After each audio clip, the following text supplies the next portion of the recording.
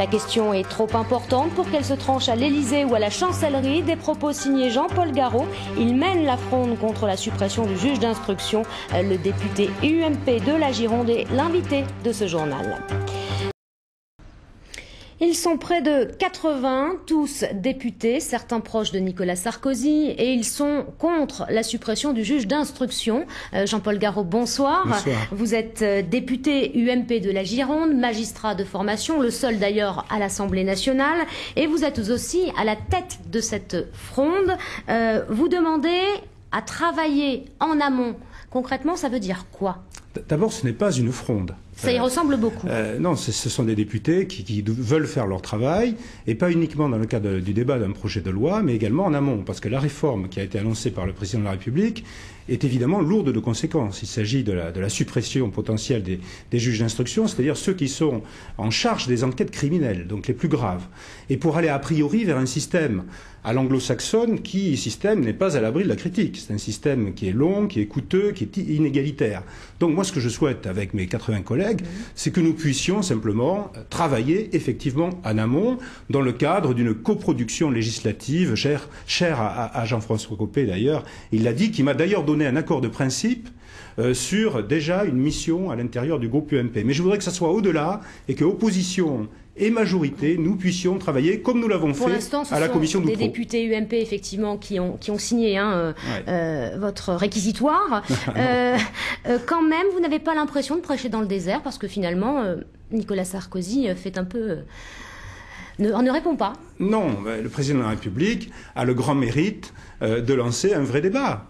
Et c'est vrai qu'il a le mérite aussi de lancer un vrai débat sur la justice.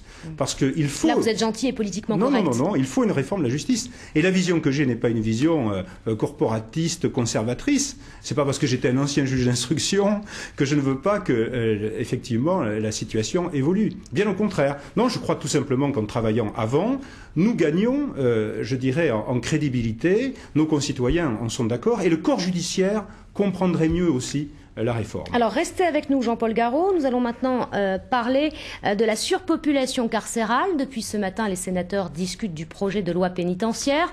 En Aquitaine, les surveillants de prison sont tous sous tension. Ils tirent la sonnette d'alarme. Alors quelle est la situation dans la région? On fait le point avec Michel Faure. La direction interrégionale des services pénitentiaires de Bordeaux gère 4 675 personnes dans 20 établissements et 11 centres pénitentiaires d'insertion et de probation. Alors que la densité moyenne des maisons d'arrêt en France est aujourd'hui de 136%, plusieurs établissements d'Aquitaine dépassent ce taux d'occupation. À commencer par la prison de Bayonne, qui pour 75 places reçoit plus de 153 prisonniers, un taux d'occupation de 204%. Surpeuplement aussi à Gradignan, avec une densité de 185%, soit quelques 760 détenus pour 407 cellules. À Agen également, on compte 193 personnes pour 144 places disponibles, soit 134% d'occupation. Seule la maison d'arrêt de Pau tourne à 80% de densité de peuplement. Quant au centre pénitentiaire de Mont-de-Marsan, inauguré le 20 novembre dernier, il accueille pour l'instant une centaine de personnes, mais à terme, il dispose de 300 places en maison d'arrêt et de 360 places au centre de détention. Alors Jean-Paul Garot, le personnel parle de véritables poudrières. On a vu Gradignan avec une surpopulation de 220%.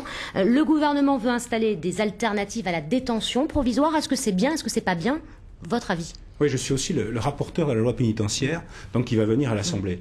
Bien entendu, la surpopulation pénale, on en parle depuis longtemps, mais d'abord, premièrement, il fallait construire des prisons et réaménager les prisons. C'est ce que nous avons fait depuis 2002. Ce sera peut-être pas suffisant. 13 200 places nouvelles, c'est quand même pas rien. Et en même temps, nous créons aussi des alternatives à l'incarcération et à l'incarcération provisoire, et notamment dans le texte qui vient en discussion. Donc, c'est-à-dire que, en fait, la détention sera réservée à ce qui est vraiment exceptionnel. Voilà. Maintenant, il est vrai que cette surpopulation pénale est réelle. Il aurait fallu, bien entendu, s'en occuper un peu plus tôt.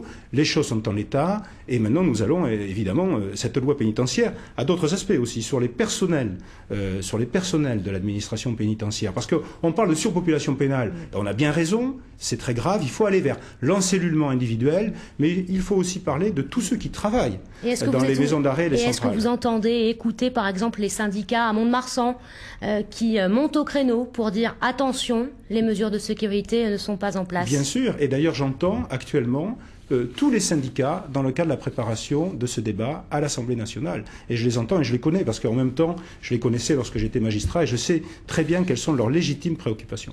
Merci Jean-Paul Garot. Je rappelle que ce projet de loi pénitentiaire sera discuté à l'Assemblée nationale avant le mois de juin et peut-être même dès avant.